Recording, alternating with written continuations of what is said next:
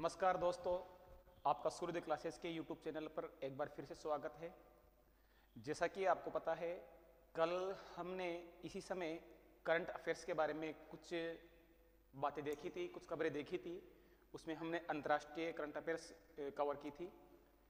बाकी की current affairs हम डे बाय डे कवर करेंगे। जैसा कि मैंने कल आपको बताया था कि हम अल्टरनेटिव डे के अकॉर्डिंग एक दिन करंट अफेयर्स और एक दिन स्टैटिक जीके कवर करेंगे, क्योंकि मोस्ट ऑफ जैसे एग्जाम में एसएससी वगैरह, रेलवे वगैरह, दिल्ली पुलिस, जीडी का एग्जाम आ रहा है, इनमें मोस्ट ऑफ जो जीके रहती है वो स्टैटिक पूछी जाती है।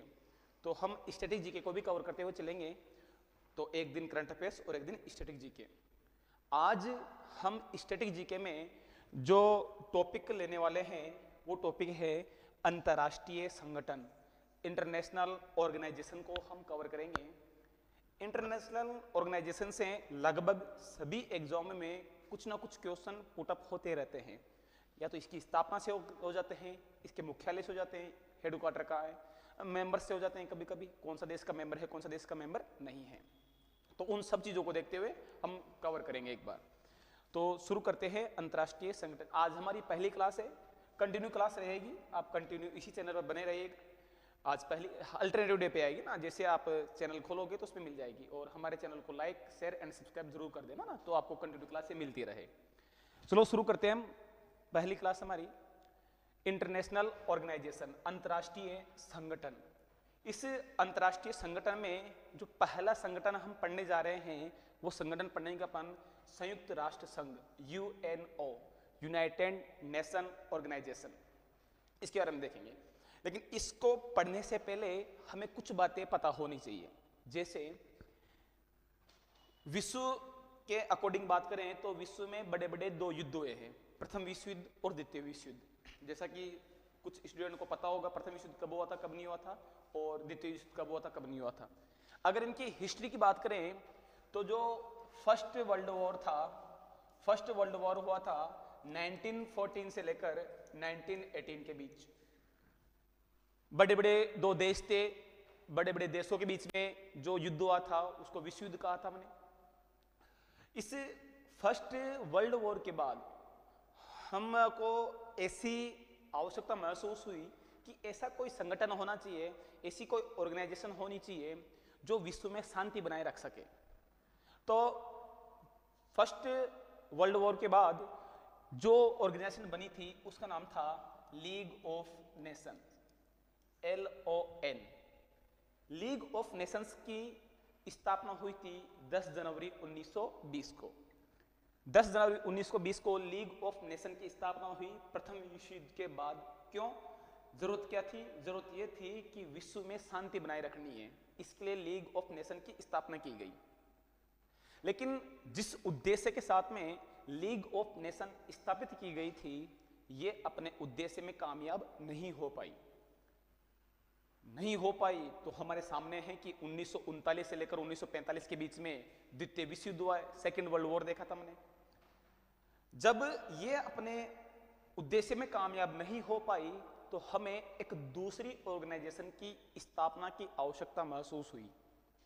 और फाइनली हमने दूसरे विश्व युद्ध के बाद एक नया ऑर्गेनाइजेशन बनाया जिसको हम यूएनओ के नाम से जानते हैं, संयुक्त राष्ट्र संघ के नाम से जानते हैं।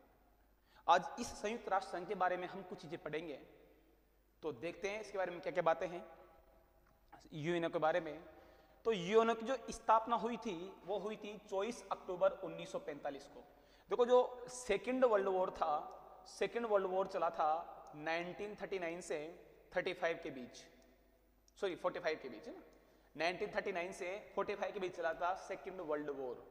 जैसे ही द्वितीय विश्व युद्ध समाप्त हुआ उसके बाद हमने एक संगठन बनाया जिसको बोलते हैं हम यूएनओ।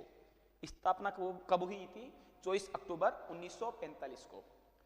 24 अक्टूबर को हम यूएन डे के नाम से जानते हैं, संयुक्त राष्ट्र दिवस के नाम से जानते हैं 24 अक्टूबर को। याद रखना, कभी कभी एग्जाम में पूछ लिया जाता है कि संयुक्त राष्ट्र दिवस कब मनाया जाता है, तो 24 अक्टूबर को।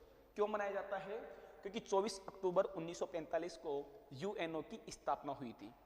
अच्छा, कितने देशों ने मिलकर इसकी स्थापना की है? तो यूएनओ की स्थापना में 50 देशों ने हस्ताक्षर किए थे।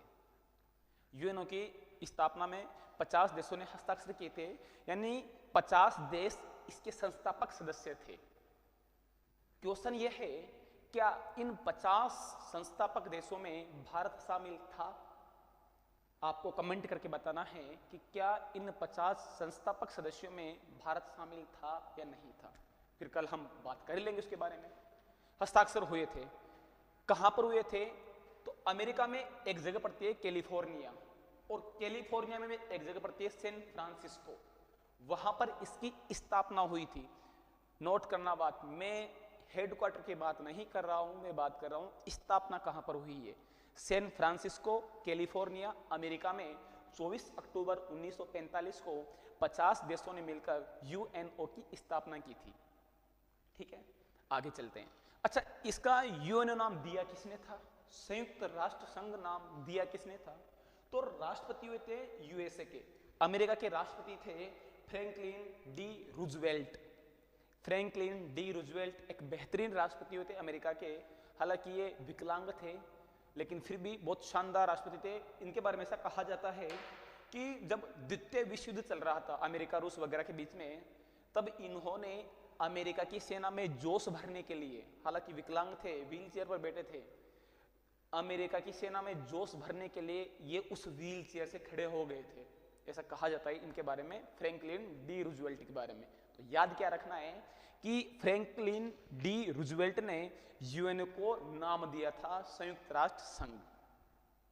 कब बना था ये? हमने देखो, प्रथम विश्व युद्ध के बाद तो क्या बना था? League of Nations. वैश्विक शांति के लिए क्या बनाया गया था? League of Nations. League of Nations क्या बोलते हैं हिंदी में? राष्ट्र संघ। इसका गठन हुआ था, अभी बताया था मैंने कि 1914 से लेकर 1918 के बीच में प्रथम विश्व युद्ध था। उसके बाद में विश्व में शांति के लिए, ग्लोबल साइलेंस के लिए, ग्लोबल पीस के लिए एक संगठन बनाया था, इसको बोलते हैं लीग ऑफ नेशंस, राष्ट्र संघ। कब बना था? 10 जनवरी 1920 को बना था।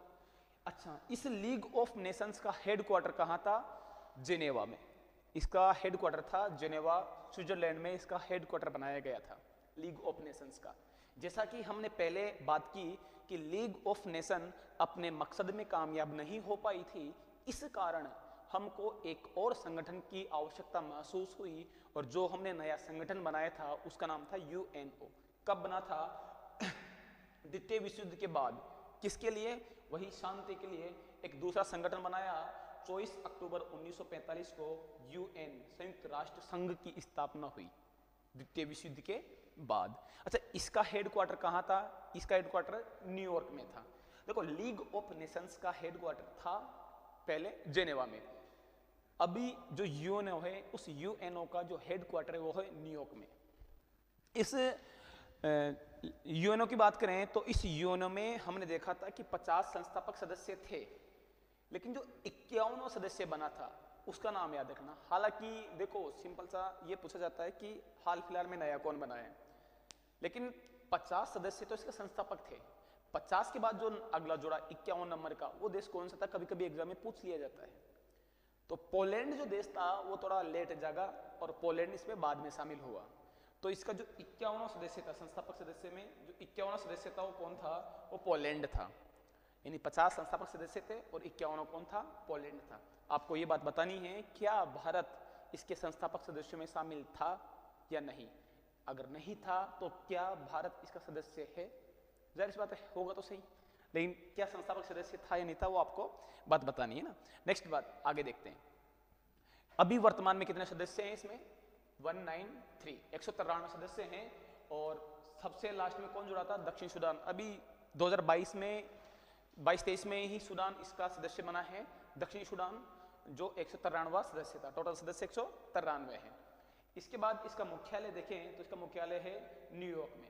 देखो, न्यूयॉर्क में एक आइलैंड है, एक द्वीप है। द्वीप क्या होता है? द्वीप वो स्थलाकृति होती है जो चारों ओर से जल राशि से घिरी रहती है, उसको हम आइलैंड या द्वीप बोलते हैं। उसी प्रकार से अमेरिका में एक द्वीप है और उस द्वीप का नाम है मैनहट्टन द्वीप। इस मैनहट्टन द्वीप पर एक शहर स्थित है न्यूयॉर्क। उस न्यूयॉर्क में किसका मुख्यालय है? न्यूयॉर्क में यूएनओ का मुख्यालय है। ठीक है। इसके लिए जमीन अलॉट किसने की थी, ये बोल बच्चों वाली बातें हैं, कब बनकर तैयार हुआ ऐसे कोई नहीं पूछता। एक चीज याद रखना कि संयुक्त राष्ट्र का जो ध्वज है उसके दोनों किनारों पे जैतून की पत्तियां लगी हुई है। आपको मैं ध्वज बताऊं तो उसके ये देखो, ये ऐसी दो पत्तियां हैं दोनों साइड में किसकी पत्तियां हैं, ये जैतून का एक पौधा सा है, उस जैतून के पौधे की पत्तियां लगी हुई है, और ये बीच में ग्लोब है। ग्लोबल तो पूरी पृथ्वी का नक्शा बनाया है इन दोनों पत्तियों के बीच में। इसका ध्वज है, इसका फ्लैग है ये संयुक्त राष्ट्र संघ का। सिंपल सा कभी कोई पूछ ले कि संयुक्त राष्ट्र संघ में किस पौधे की पत्तियां हैं, तो नॉर्मल सा याद रखना कि जैतून के पौधे की पत्तियां हैं। संयुक्त राष्ट्र की जो ऑफिशियल लैंग्वेज है, मुख्य मेन जो लैंग्वेज है उसकी, वो दो है। यानी कि संयुक्त राष्ट्र संघ के जो ऑफिशियली वर्क है वो दो लैंग्वेज में मेनली होते हैं, एक अंग्रेजी और एक फ्रेंच। इन दोनों में इसके वर्क होते हैं, ऑफिशियल वर्क इसमें ही होते हैं। लेकिन फिर भी संयुक्त राष्ट्र संघ में कुछ अन्य लैंग्वेज को भी मान्यता दे रखी है। कौन कौन सी लैंग्वेज है, एक है चीनी, एक है अरबी, एक है रशियन और एक है स्पेनिश। इनको याद रख लो आप कार से, चाइनीज, अरबी, रशियन एंड स्पेनिश। ये लैंग्वेज भी इसमें लीगल है, मान्यता दे रखी है। बट ऑफिशियल जो वर्क है मोस्टली वो अंग्रेजी और फ्रेंच में ही होते हैं। हालांकि इसमें ये चारों लैंग्वेज भी इंक्लूडेड है। इसके अलावा संयुक्त राष्ट्र के चार्टर में कुल अध्याय कितने हैं, 19। चार्टर क्या होता है, चार्टर वो कागज है जिसमें नियमों को संकलित किया जाता है। चार्टर वो कागज मान सकते हो या उसको आप ग्रुप ऑफ रूल्स मान सकते हो। ग्रुप ऑफ रूल्स है जो उसको चार्टर बोलते हैं। हम पढ़ते हैं हिस्ट्री वगैरह में, पॉलिटी वगैरह में कि 1919 का चार्टर, 1909 का चार्टर, ये चार्टर अधिनियम होते हैं। अधिनियमों में कई सारे रूल्स वगैरह होते हैं। तो उसी प्रकार से जो यूएनओ का चार्टर है, उस यूएनओ के चार्टर में कितने चैप्टर है, उसमें टोटल चैप्टर है 19। इस यूएनओ के चार्टर में कितने चैप्टर है, 19 चैप्टर है। इसमें कुल अनुच्छेद है 111। कुल अनुच्छेद कितने हैं, 111 टोटल आर्टिकल है इसमें। जैसे हम देखते हैं कि हमारे भारत के संविधान में कितने अनुच्छेद हैं, तो हम नॉर्मल सा देखते हैं कि 395 अनुच्छेद है ना। तो वैसे ही हम बात करें कि यूएनओ के चार्टर में या यूएनओ के संविधान में कितने आर्टिकल हैं, तो 111 इसमें है। इस चार्टर पर शुरुआत में 50 सदस्यों ने हस्ताक्षर किया था। अभी हमने देखा था कि 50 सदस्य इसके संस्थापक सदस्य देश थे। मैंने आपसे क्वेश्चन किया था क्या भारत इसका संस्थापक सदस्य था, तो उसका जवाब या तो आपने दे दिया होगा, नहीं दिया हो तो उसका जवाब अब ले लीजिए। इसमें भारत भी शामिल था, यानी कि भारत यूएनओ का संस्थापक सदस्य था। यूएनओ नहीं, मैं आपको बताऊं कि हम विश्व वर्ल्ड लेवल पर हम बहुत सारी संगठन देखेंगे, तो उसमें से जितने इंपॉर्टेंट संगठन है उन सभी इंपॉर्टेंट संगठन का भारत संस्थापक सदस्य रहा है। वर्ल्ड बैंक देख लो, एडीबी देख लो, इधर से आईएमएफ देख लो, आप यूएनओ देख लो, इन सब का सदस्य रहा है कौन, भारत। संस्थापक सदस्य रहा, सदस्य तो है पर संस्थापक सदस्य, फाउंडर मेंबर रहा है इन सभी का। 5 बड़ी बड़ी संस्थाएं रहती, संगठन रहते हैं, अपन देखेंगे आगे, उन 5 का ये संस्थापक सदस्य रहा है। इसके बाद आगे बात करें तो संयुक्त राष्ट्र संघ एक अकेली इकाई नहीं है, एक कई सारी इकाइयों से मिलकर बना हुआ एक संघ है, एक संगठन है। इसके कुल अंग है 6। इसमें कुल ऑर्गन्स कितने हैं, 6 इसके भाग है। 6 भाग कौन, बेसिकली सिंपल सा क्वेश्चन पूछ लिया जाता है कि निम्न में से कौन संयुक्त राष्ट्र संघ का भाग है या नहीं है, उनके बारे में क्वेश्चन पूछता है सिंपल सा। तो उनको बारे में देखते हैं क्या क्या बात है। पहली इसका जो अंग है वो है महासभा, जिसको इंग्लिश में बोलते हैं जनरल असेंबली। एक है सुरक्षा परिषद, सिक्योरिटी काउंसिल। एक है आर्थिक व सामाजिक परिषद, इकोनॉमिक एंड सोशल काउंसिल। एक है प्रन्यास परिषद, इसको बोलते हैं प्रन्यास परिषद या स्टॉपेड फंक्शनिंग सिंस। इसका ये बंद हो गई कार्य करना, अब पहले थी ट्रस्टीशिप के लिए बनाई गई थी प्रन्यास परिषद। ट्रस्टीशिप बड़े बड़े जो धर्मात्मा होते हैं, जो पैसे देने के लिए, दान देने के लिए होते हैं, उनके लिए बनाई गई परिषद थी प्रन्यास परिषद। लेकिन अभी फिलहाल बंद कर दिया इसको 1994 से, अभी कार्य करना बंद है। बनी थी एक थी ग्रुप इसके ना। एक इंटरनेशनल कोर्ट है, इंटरनेशनल कोर्ट, इसका अंतर्राष्ट्रीय न्यायालय, और एक सचिवालय होता है, सेक्रेटरीट होता है इसका। इसमें से जो ये है महासभा है, सुरक्षा परिषद है, आर्थिक सामाजिक परिषद है, या प्रज्ञास परिषद ले लो या सचिवालय ले लो, इन पांचों का जो हेड क्वार्टर है वो न्यूयॉर्क है। इन पांचों का अगर हेड क्वार्टर की बात करें तो न्यूयॉर्क है। लेकिन इसमें से जो अंतर्राष्ट्रीय न्यायालय है इसका हेड क्वार्टर न्यूयॉर्क में नहीं है, इसका हेड क्वार्टर नीदरलैंड में स्थित है, और नीदरलैंड की में जो जगह है वो है हेग।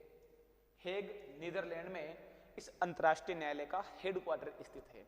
याद रखना, संयुक्त राष्ट्र संघ के 6 अंग होते हैं। 6 अंग कौन कौन से? एक है महासभा, एक है सुरक्षा परिषद, एक है आर्थिक सामाजिक परिषद, एक है प्रन्यास परिषद, एक है अंतर्राष्ट्रीय न्यायालय और एक है सचिवालय। इनमें से अंतर्राष्ट्रीय न्यायालय को छोड़कर अन्य 5 का जो मुख्यालय है वो कहाँ है? न्यूयॉर्क में है।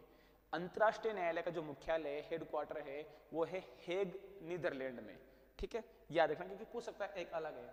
इन सभी के हेड क्वार्टर न्यूयॉर्क में है, लेकिन इसका नहीं है ना, अंतर्राष्ट्रीय न्यायालय का नहीं है, परंतु अंतर्राष्ट्रीय न्यायालय का हेड क्वार्टर हेग नीदरलैंड में है। बात याद रखना, क्योंकि कुछ अलग से एक्सेप्शन होते हैं, उनके बारे में क्वेश्चन बेसिकली पूछ लिया जाता है किसी भी एग्जाम में, तो इस चीज को आप याद रखना। मैं हो सकता है आप लोगों को नोट्स बनाने के लिए टाइम नहीं दे रहा हूं, तो अगर आप इसको लिखोगे तो लिखने से बेटर ये रहेगा कि जो मैं ये पीपीटी हूँ, ये पूरी पीपीटी या पीडीएफ में अपने टेलीग्राम चैनल पर प्रोवाइड करवा दूंगा, और अपने टेलीग्राम चैनल का जो लिंक है वो डिस्क्रिप्शन में दे रखा है, तो वहाँ जाइए और उस लिंक से आप हमारा टेलीग्राम चैनल ज्वाइन कर लीजिए।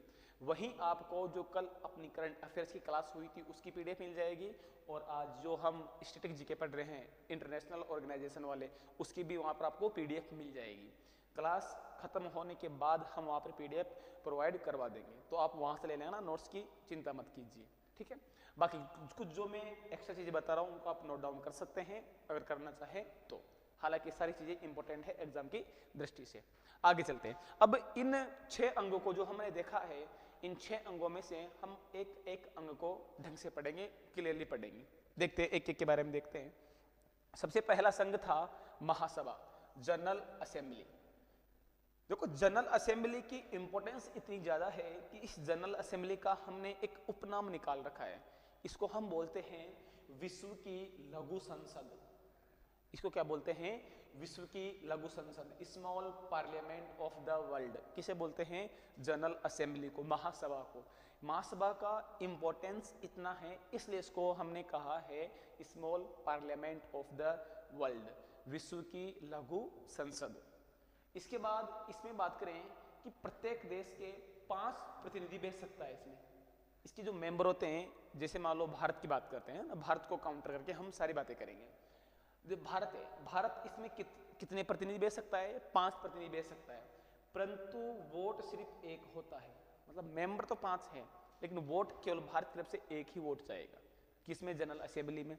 इसके अलावा और क्या बातें हैं? इसकी बैठक हर वर्ष होती है, प्रत्येक वर्ष इसकी बैठक होती है। कब होती है? तो सितंबर के तीसरे मंगलवार से और दिसंबर के मध्य तक। ये इतना याद मत रखना, इतना याद रख लेना कि जनरल असेंबली की बैठक प्रत्येक वर्ष होती है, एवरी ईयर इसकी बैठक होती है। इसमें कुछ इसकी स्ट्रक्चर देखते हैं, इसमें कौन कौन होता है, कैसे कैसे होता है। इसके टोटल्स मेंबर्स की बात करें अपन तो टोटल मेंबर 29 होते हैं। उन 29 मेंबर्स मतलब कि मुख्य अध्यक्ष वगैरह, उपाध्यक्ष वगैरह, इसके अधिकारियों की बात करें, पदाधिकारियों की बात करें तो 29 है। उन 29 में से एक तो रहता है इसका अध्यक्ष, 21 होते हैं इसमें उपाध्यक्ष, और 7 होते हैं मुख्य समितियों के अध्यक्ष। एक अध्यक्ष रहता है जनरल असेंबली का, 21 होते हैं उपाध्यक्ष, और 7 होते हैं मुख्य समितियों के अध्यक्ष। समितियां मतलब कि अलग अलग विषयों से जुड़ी हुई जितने भी मामले हैं उनको सोल्व करने के लिए, उनको हल करने के लिए हमने इस जनरल असेंबली में अलग अलग कमेटियां बना रखी है। उन अलग अलग कमेटियों के जो चेयरपर्सन होंगे वो 7 होते हैं, 7 के 7 होंगे। तो एक अध्यक्ष होता है, 21 उपाध्यक्ष होते हैं और 7 मुख्य समिति के अध्यक्ष होते हैं। उनका चुनाव कौन करती है? उनका चुनाव महासभा करती है। महासभा कौन? प्रत्येक देश से 5-5 सदस्य आ रहे हैं तो वो करेंगे। अब जिसे आप नॉर्मल सा आइडिया लगा लो, हमने अभी देखा था कि यूएनओ में कितने सदस्य देश है? 193। अब 193 के 5-5 सदस्य आएंगे तो लगभग कितने हो जाएंगे? 800-900 के आसपास मेंबर हो जाएंगे। उस 800-900 मेंबर्स में से चुनाव होगा अध्यक्ष का, उपाध्यक्ष का और समितियों के अध्यक्षों का। तो वो चुनाव करते हैं इनका, एक अध्यक्ष बनाएंगे, 21 उपाध्यक्ष बनाएंगे और 7 समितियों के अध्यक्ष बनाएंगे। इसके बाद नेक्स्ट बात करें अपन तो बजट तैयार करना इनका काम होता है। पहला काम क्या होता है? बजट तैयार करना। बजट कब तैयार करते हैं? बजट हर दूसरे वर्ष महासचिव द्वारा पेश किया जाता है। हर दूसरे वर्ष महासचिव पेश करता है किसको? बजट को, महासभा में। याद रखना, बैठक हर वर्ष होती है, बजट हर दूसरे वर्ष होता है ना। हर 2 वर्षों में बजट निकालती है और जबकि बैठक इसकी हर वर्ष होती है। काम देखते हैं तो काम क्या हो गया? बजट तैयार करता है महासभा, किसका? यूएनओ का, है ना। किसका करेगी? यूएनओ का बजट तैयार करती है। दूसरा, नए सदस्य शामिल करना हो यूएनओ में कोई, जैसे मान लो अभी हमने देखा कि 193वां सदस्य कौन बनाए? दक्षिणी सूडान बनाए। तो उस दक्षिणी सूडान को शामिल करने का काम किसने किया था? महासभा ने। तो नए सदस्य शामिल करने का काम करती है। महासचिव की नियुक्ति करती है। किसकी महासचिव की नियुक्ति करती है? यूएनओ के महासचिव की नियुक्ति करती है। जो यूएनओ का मेन नेता होता है, प्रमुख व्यक्ति होता है, उसको बोलते हैं महासचिव। उसकी नियुक्ति भी कौन करती है? महासभा करती है। किसकी सिफारिश पर? पॉइंट, सुरक्षा परिषद की सिफारिश पर ये इस महासचिव को नियुक्त करती है। कौन? महासभा। अभी हाल ही में कौन है? तो अभी हाल ही में इसके 77वें अध्यक्ष बने हैं कसाब कुरैशी, और इन्होंने क्षेत्रवे अध्यक्ष अब्दुल्ला साहिदी का स्थान लिया है। कौन? महासचिव अब्दुल्ला साहिदी।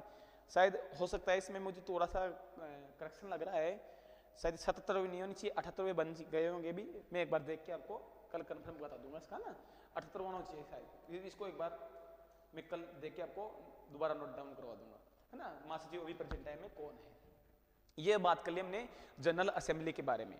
अब बात करें अपन सिक्योरिटी काउंसिल के बारे में, सुरक्षा परिषद के बारे में। सुरक्षा परिषद के बारे में अगर बात करें तो देखो, जैसे हमने देखा था कि महासभा का उपनाम क्या था? महासभा का उपनाम था कि विश्व की उसको लघु संसद बोलते हैं। उसी प्रकार से सुरक्षा परिषद का भी एक उपनाम है। उपनाम क्या है इसका? तो इसको बोलते हैं दुनिया का पुलिसमैन। पुलिस क्या काम करती है? हमारी सुरक्षा करती है। तो उसी प्रकार से जो सुरक्षा परिषद भी है, वो भी यूएनओ को जितने मेंबर है उनकी सुरक्षा करने की जिम्मेदारी सुरक्षा परिषद के पास में रहती है। आगे देखते हैं इसके बारे में और क्या क्या बातें हैं। एक तो याद रखना, दुनिया का पुलिसमैन बोलते हैं इसे ना। हमने देखा था कि इसके कुल सदस्य कितने होते हैं? इसके कुल सदस्य होते हैं 15, और उसके कुल सदस्य कितने? अगर सदस्यों की बात करें तो उसमें कुल सदस्य होते हैं, जैसे 21 तो उपाध्यक्ष थे, एक अध्यक्ष था और 7 समितियों के अध्यक्ष थे, तो 29 हो गए। इस प्रकार से इसके कितने होते हैं? इसके 15 सदस्य होते हैं, जिसमें से इन 15 सदस्यों को 2 भागों में बांट रखा है, एक परमानेंट और एक टेम्परेरी। स्थायी अध्यक्ष और स्थायी अध्यक्ष। अस्थायी अध्यक्ष होते हैं इसके 10 और स्थायी अध्यक्ष होते हैं 5। स्थायी अध्यक्ष कितने होते हैं? 10 और स्थायी अध्यक्ष होते हैं 5। इनका चुनाव कौन करती है? इनका चुनाव करती है महासभा। किस बिहाफ पर? 2/3 बहुमत के आधार पर। किस बिहाफ पर? 2/3 बहुमत के आधार, 2/3 मेजोरिटी के अकॉर्डिंग इनका चुनाव करती है, इनको इलेक्शन करती है महासभा, इन 5 और इन 10 सदस्यों का। इसमें जो स्थायी सदस्य हैं 5, इनको वीटो शक्ति का अधिकार है। इसको अपन आगे डिटेल से समझेंगे कैसे है। इन 5 सदस्यों में से कौन कौन शामिल है? इन 5 सदस्यों में बात करें तो इन 5 सदस्यों में शामिल होता है अमेरिका, ब्रिटेन, चीन, फ्रांस और रसिया। ABCFR। ABCFR इस नाम याद रख लेना। अमेरिका है, ब्रिटेन है, चीन है, फ्रांस है और रूस है। ये 5 देश सुरक्षा परिषद के स्थायी सदस्य हैं। कौन कौन से? अमेरिका है, ब्रिटेन है, चीन है, फ्रांस है, रूस है। ये स्थायी सदस्य हैं 5। और इन 5 स्थायी सदस्यों के पास में एक पावर रहती है। कौन सी power? Veto power. Veto power क्या होती है? वीटो पावर ये होती है कि जैसे मान लो 5 इसके स्थायी सदस्य हैं, अब यूएनओ मिलकर कुछ नया काम करना चाह रहा है या सुरक्षा परिषद कुछ अलग काम करना चाहती है, तो इस 5 सदस्यों में से भी किसी एक भी सदस्य ने उसका विरोध कर दिया तो काम नहीं होगा। एग्जाम्पल लेता हूँ सिंपल सा, भारत की बात करते हैं। भारत का इसमें स्थायी सदस्य बनाने पर हर बार विवाद खड़ा होता है। अन्य देश बोलते हैं कि भारत को भी स्थायी सदस्य बना दिया जाना चाहिए सुरक्षा परिषद का। इसमें सभी देश मान जाते हैं। अमेरिका हाँ कर देता है, ब्रिटेन भी समर्थन करता है, रूस करता है, फ्रांस करता है। दिक्कत खड़ी करता है चाइना। चाइना वीटो पावर लगाता है और वीटो पावर का यूज करके वो इसका समर्थन नहीं करता। चाइना विरोध करता है कि नहीं, भारत को सुरक्षा परिषद का स्थायी सदस्य नहीं बनाएंगे। चाइना को क्या दिक्कत है? चाइना को दिक्कत है पाकिस्तान से। पाकिस्तान के कारण चीन भारत का विरोध करता है। ऐसा क्यों? पाकिस्तान का एक मुद्दा है पीओके, पाक ऑक्युपाइड कश्मीर, पाक अधिकृत कश्मीर को लेकर पाकिस्तान और चीन दोनों मिलकर ये चाहते हैं कि भारत सुरक्षा परिषद का स्थायी सदस्य नहीं बने। तो इस वजह से वो वीटो का प्रयोग करते हैं। और अगर चाइना जिस दिन बोल देगा कि भारत भी इसका स्थायी सदस्य बन जाना चाहिए, तो शायद हो सकता है उस दिन भारत भी सुरक्षा परिषद का स्थायी सदस्य बन सके। अच्छा, अगर इसका सुरक्षा परिषद का स्थायी सदस्य बन जाएगा तो भारत को क्या लाभ होंगे, नहीं बनेगा तो क्या नुकसान होंगे, उनके बारे में एक बार चर्चा करेंगे, है ना। देखो, सकारात्मक निर्णय के लिए 15 में से 9 सदस्यों की स्वीकृति जरूरी है। 15 कौन से? 10 तो अस्थायी वाले और 5 स्थायी वाले, है ना। 5 तो हो गए स्थायी वाले और 10 हो गए अस्थायी वाले, इनकी हमें अनुमति रहती है। अब नेक्स्ट बात करें, भारत 8वीं बार अस्थायी सदस्य बन चुका है। नोट करना, अस्थायी बोला है मैंने, स्थायी नहीं बना, अस्थायी बन गया है। अस्थायी तो 8 बार बन गया, 8वीं बार भी बना ही था, 2022 में बना था ना, लेकिन स्थायी नहीं बना। बात स्थायी बनने की है, स्थायी बनना चाहता है भारत ना। कब से? अभी हाल फिलहाल में 1 जनवरी 2021 से 31 दिसंबर 2022 तक ये भारत का अस्थायी सदस्य बना, उसका सुरक्षा परिषद का अस्थायी सदस्य बना था। कौन? भारत। सबसे ज्यादा बार कौन बना है? तो जापान सबसे ज्यादा बार इसका अस्थायी सदस्य बना है। कितनी बार? तो जापान बना है इसका 11 बार। भारत 8 बार सुरक्षा परिषद का अस्थायी सदस्य बन चुका है। हाल फिलहाल में 8वीं बार जो बना था वो बना था 1 जनवरी 2021 से लेकर 31 दिसंबर 2022 तक। सबसे ज्यादा बार इसका अस्थायी सदस्य कौन बना है? जापान बना है। कितनी बार बना है? 11 बार बना है। बात क्लियर? आगे चलते हैं। अगली बात करें, हमने देखो स्टार्टिंग में देखा था कि यूएनओ के 6 अंग थे: महासभा, सुरक्षा परिषद, आर्थिक व सामाजिक परिषद, प्रन्यास परिषद, अंतर्राष्ट्रीय न्यायालय और सचिवालय। इन 6 में से हमने 2 कवर कर ली, एक महासभा देख ली और एक सुरक्षा परिषद देख ली। जो तीसरा अंग आया है यूएनओ का, वो तीसरा अंग है आर्थिक एवं सामाजिक परिषद, इकोनॉमिक एंड सोशियो काउंसिल। इसके बारे में देखते हैं। जिस प्रकार से हमने देखा था कि महासभा की सदस्य संख्या कितनी थी? 29। हमने देखा था कि सुरक्षा परिषद की सदस्य संख्या कितनी थी? 15। उसी प्रकार से आर्थिक और सामाजिक परिषद की जो सदस्य संख्या है वो है 54, 54 सदस्य। इसमें कार्यकाल कितना रहता है इसका? 3 वर्ष इसका कार्यकाल रहता है। हमने देखा था कि महासभा की बैठक प्रत्येक वर्ष होती है, लेकिन जो आर्थिक व सामाजिक परिषद है इसकी बैठक हर 2 वर्ष में एक बार होती है। सॉरी, वर्ष में 2 बार होती है इसकी ना, वर्ष में 2 बार इसकी बैठक होती है और उसकी 1 वर्ष में 1 बार होती है। और जो सुरक्षा परिषद है उसकी भी 1 वर्ष में 1 बार उसकी बैठक होती है। लेकिन आर्थिक और सामाजिक परिषद की वर्ष में 2 बार बैठक होती है। कब कब? एक अप्रैल में और एक जुलाई में। न्यूयॉर्क यूएनओ का हेडक्वार्टर है न्यूयॉर्क में। जेनेवा में लीग ऑफ नेशंस का हेडक्वार्टर था, हमने देखा था। इसकी जो वर्ष में 2 बार बैठक हो रही है वो अप्रैल में तो होती है न्यूयॉर्क में, जहां पर इसका खुद का भी हेडक्वार्टर है, और जो जुलाई में बैठक हो रही है वो होती है जेनेवा में, जहां पर लीग ऑफ नेशंस का हेडक्वार्टर था। तो दोनों बातें याद रखना कि वर्ष में 2 बार इसकी बैठक होती है, एक बार होती है अप्रैल में न्यूयॉर्क में और एक बार होती है जुलाई में जेनेवा में। किसकी? आर्थिक और सामाजिक परिषद की। इसके बाद नेक्स्ट बात करें सचिवालय के बारे में, सेक्रेटरीट के बारे में। जो यूएनओ का सचिवालय है उसके बारे में बात करते हैं। चौथा अंग है इसका। इसका जो प्रमुख होता है उसको क्या बोलते हैं? महासचिव बोलते हैं। अभी जो हम पढ़ रहे थे महासचिव किसको बना दिया? 77वां, वो देख लूंगा मैं, शायद 78वां बन गया महासचिव। तो एक बार उसको मैं देख के आपको कल इन्फॉर्म कर दूंगा ना, कल जब अपन करंट क्लास लगेगी तब उसको मैं एक बार डिस्कस कर दूंगा दोबारा से। तो इस महासचिव के कार्यकाल की बात करें तो इसका कार्यकाल होता है 5 वर्ष। सचिवालय का जो प्रमुख होता है उसको बोलते हैं महासचिव। हमने महासचिव के 2-3 कार्य देखे थे। एक हमने महासभा का कार्य देखा था कि महासभा बजट का तैयार करती है। बजट पेश कौन करता है? महासचिव। महासचिव बजट पेश करने का काम करता है।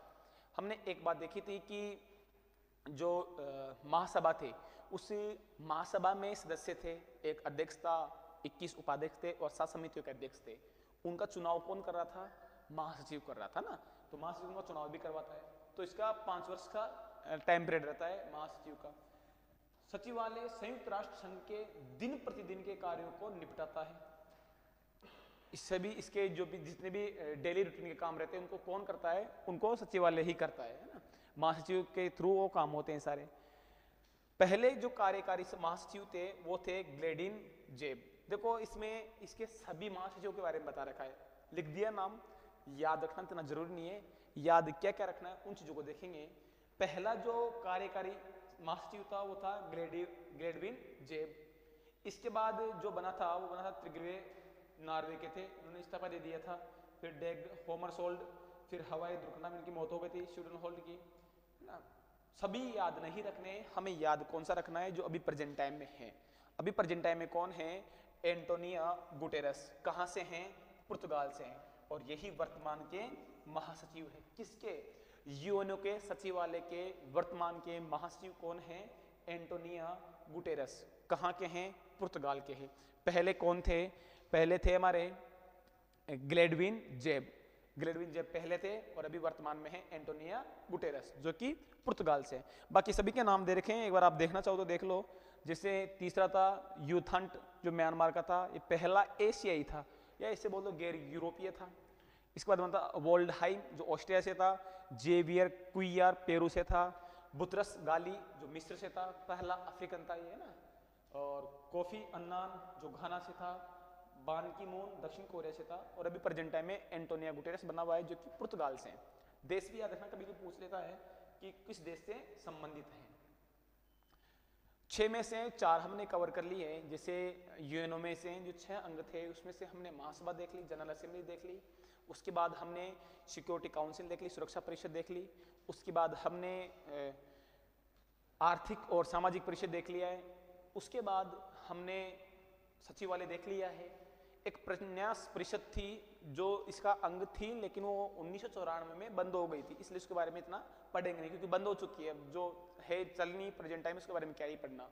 और उसके बाद एक बची है इसकी ये अंतर्राष्ट्रीय न्यायालय, तो इसके बारे में और देखते हैं। इंटरनेशनल कोर्ट के बारे में देखते हैं। तो अंतर्राष्ट्रीय न्यायालय की जो स्थापना थी वो स्थापना हुई थी 3 अप्रैल 1946 को। हमने क्या देखा कि यूएनओ की स्थापना कब हुई है? 24 अक्टूबर 1945 को।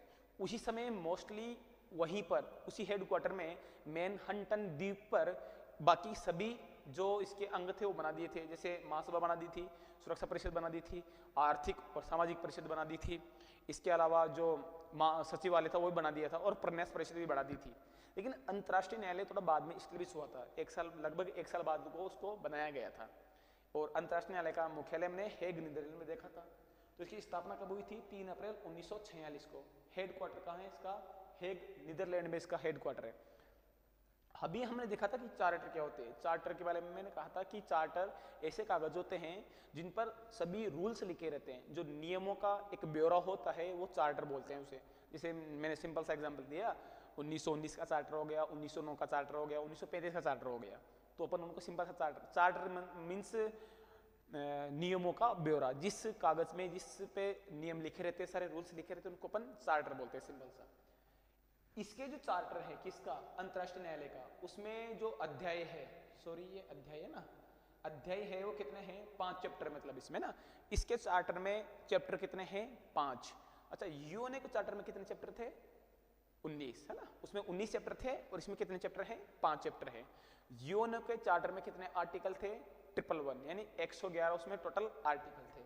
इसमें टोटल आर्टिकल की बात करें तो कितने हैं? 70, है ना। 70 इसमें टोटल आर्टिकल है, उसमें थे 111, 111 उसमें कुल आर्टिकल थे। न्यायाधीशों की संख्या की बात करें तो न्यायाधीश है इसमें 15, कुल 15 न्यायाधीश इसमें रहते हैं अंतर्राष्ट्रीय न्यायालय में। इन 15 न्यायाधीशों के बारे में कुछ बातें देखते हैं। पहली बात क्या है? शर्त है कुछ कि कोई भी जो 2 न्यायाधीश हैं वो एक देश से नहीं हो सकते। जैसे मान लो भारत की बात करें तो भारत से एक ही कार्यकाल के लिए 2 न्यायाधीशों को चुनाव नहीं कर सकते। एक कार्यकाल के लिए एक देश से केवल एक ही न्यायाधीश आएगा, 2 न्यायाधीश नहीं आ सकते।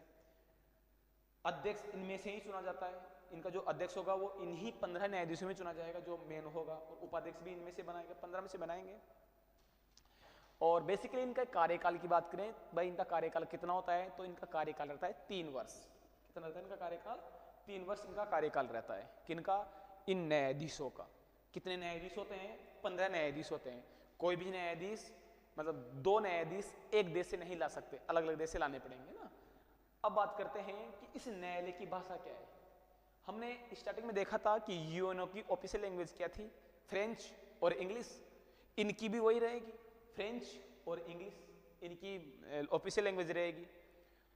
इस न्यायालय का कोरम क्या होता है? देखो कोरम क्या बात होती है मैं बताऊं। कोरम उसे कहते हैं कि जैसे मान लो जो न्यायालय है, जो कोर्ट है, इस कोर्ट की जो कार्यवाही शुरू करने के लिए कम से कम कितने न्यायाधीश कोर्ट में उपस्थित रहने चाहिए, तब जाकर वो कार्रवाई आगे बढ़ेगी। 15 में से अगर कम से कम 9 न्यायाधीश कोर्ट में उपस्थित है तब तो कार्रवाई आगे बढ़ाई जाएगी। अगर 9 न्यायाधीश उपस्थित नहीं हैं तो कार्रवाई आगे नहीं बढ़ाई जाएगी। ये होता है कोरम। कोरम कंप्लीट किए बिना आप कार्रवाई आगे नहीं बढ़ा सकते। इसलिए जो न्यायालय का कोरम होता है वो कितना होता है? 9 जज होने चाहिए, तब जाके आप आगे की सुनवाई कर सकते हो, वरना सुनवाई नहीं कर पाओगे। अब न्यायालय में पहले भारतीय मुख्य न्यायाधीश कौन बने थे? इंटरनेशनल कोर्ट के चीफ जस्टिस कौन बने थे? भारत के। भारत की बात करते हैं ना, कौन थे? डॉक्टर नगेंद्र सिंह। डॉक्टर नगेंद्र सिंह को इंटरनेशनल न्यायालय का चीफ जस्टिस बनाया गया था, जो पहले इंडियन थे, डॉक्टर नगेंद्र सिंह। न्यायालय में पहले न्यायाधीश कौन थे? बेनेगल रामा राव। बेनेगल रामा राव को पहला न्यायाधीश बनाया गया था इंटरनेशनल कोर्ट का। अगर इसकी और बात करें कि वर्तमान में जो भारत से वहां पर न्यायाधीश बना हुआ है, ये बेनेगल रामा राव भी इंडिया के ही है। बात क्या है कि डॉक्टर नगेंद्र सिंह भी इंडिया से हैं, बेनेगल रामा राव भी इंडिया से हैं, और दलवीर भंडारी भी इंडिया से हैं। बट इनके बारे में जो फैक्ट हैं वो थोड़े अलग अलग है। कैसे कि डॉक्टर नगेंद्र सिंह की बात करें तो डॉक्टर नगेंद्र सिंह पहले इंडियन हैं जो इंटरनेशनल कोर्ट में चीफ जस्टिस बने थे, मुख्य न्यायाधीश बने थे। बेनेगल रामाराव पहले इंडियन हैं जो इंटरनेशनल कोर्ट में न्यायाधीश बने थे, जज बने थे। और दलवीर भंडारी वो इंडियन हैं जो प्रेजेंट टाइम में न्यायाधीश है इंटरनेशनल कोर्ट में। क्लियर बात तीनों के बारे में? न्यायाधीशों को कौन चुनती है? तो महासभा चुनती है न्यायाधीशों को। इनके जज, इनका जो वर्तमान में अध्यक्ष है वो कौन है? जॉन डुगवे। जॉन डुगवे इनका अभी जो अध्यक्ष बना हुआ है वो है। इन अध्यक्षों का 15 जजों में से इनको चुना जाता है। तो ये हो गए हमारे यूएनओ के बारे में बातें। हमने यूएनओ की सारी खबरें देख ली। यूएनओ की स्थापना कब हुई, क्यों हुई, क्या यूएनओ से पहले भी कोई संगठन था, उस संगठन की स्थापना में कौन सा संगठन लाए, उसकी स्थापना कब की, क्या प्रोसेस रहती है, कौन कौन से अंग रहते हैं, उन सभी अंगों के बारे में हमने डिटेल से सारी बातें देखी। इसमें एक पॉइंट जो रह गया उसके बारे में मैं अलग से एक वीडियो बनाएंगे, उसमें वो देखेंगे सुरक्षा परिषद के बारे में। देखो यूएनओ की हालांकि सभी अंग इंपॉर्टेंट है, बट जो सुरक्षा परिषद है, सुरक्षा परिषद सभी एग्जामों की दृष्टि से एक इंपॉर्टेंट पार्ट हो जाता है यूएनओ का। और इस सुरक्षा परिषद को लेकर कई सारे क्वेश्चन एग्जाम में पूछते हैं, तो उन सभी क्वेश्चनों को कवर करते हुए चलेंगे। उन सुरक्षा परिषद के लिए मैं स्पेशल अलग से एक वीडियो बनाऊंगा। और उस सुरक्षा परिषद की कैसे सदस्यों का उसमें चुनाव होता है, स्थायी सदस्य कैसे बनाए जाते हैं, स्थायी सदस्य कैसे बनाए जाते हैं, भारत अगर उसका स्थायी सदस्य बनता है तो भारत को क्या बेनिफिट होगा, अगर नहीं बनता है तो क्या नुकसान होगा, ये सब चीज़ें हम वहाँ डिटेल से कवर करेंगे। वो ओनली सुरक्षा परिषद को लेकर बात करेंगे। तो आज के लिए इतना ही है। आप इस सूर्य क्लासेस चैनल के साथ बने रहिए, इसको लाइक कीजिए, आपके दोस्तों के साथ इसको शेयर कीजिए और इस चैनल को ज़्यादा से ज़्यादा सब्सक्राइब करवाइए। इस चैनल पर ऐसे ही वीडियो प्राप्त करने के लिए कंटिन्यू बने रहिए। इस वीडियो की जो ये PDF है ये आपको हमारे टेलीग्राम चैनल पर मिल जाएगी, जिसका लिंक डिस्क्रिप्शन में आपको मिल जाएगा। कल इसी समय करंट अफेयर्स की क्लास होगी जो हमने जुलाई 2023 से शुरू की थी। अंतर्राष्ट्रीय समसामयिकी तक हमने उसको कवर कर लिया था। आगे की जो इंटरनेशनल वगैरह आगे के जो सेगमेंट बचे हुए हैं उनको हम कल कंटिन्यू करेंगे। ठीक है, धन्यवाद।